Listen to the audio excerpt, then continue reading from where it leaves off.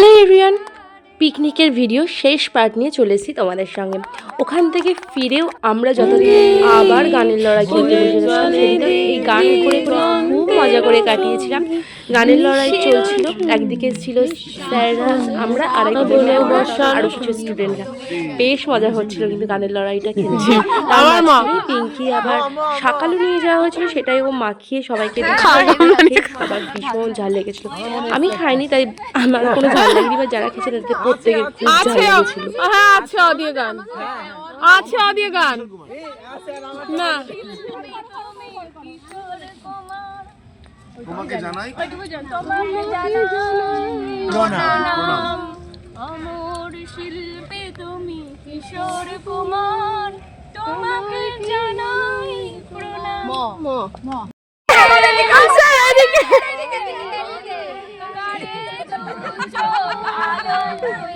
ধরো প্রভু তুমি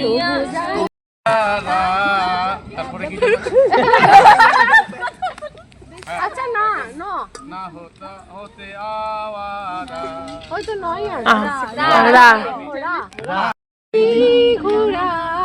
তোমাদের দিক থেকে একটা আমাদের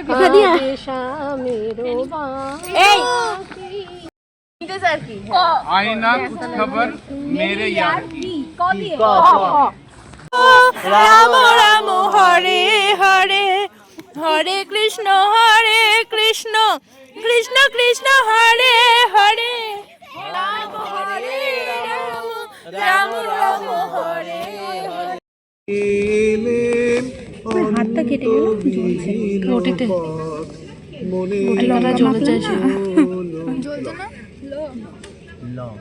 লড়াই খেলার মাঝখানেই ফুলকপির পকোড়া ভাজা হয়ে গেছিলো, ম্যামরা সেটাই আমাদের দিচ্ছিল আর সেটাই আমরা খেলাম। বেশ ভালো খেতে হয়েছিল। তারপরে আরও বেশ খানিকক্ষণ গানের লড়াই খেলা হলো। তারপরে অনেকটা বেলা হয়ে গেছিলো, প্রায় 3:30 4টে। তখন আমরা দুপুরের খাবার জন্য বসলাম। দুপুরের মেনুতে তো কী কী ছিল সেটা আগেই তোমাদের সঙ্গে ভিডিওতে শেয়ার করেছি।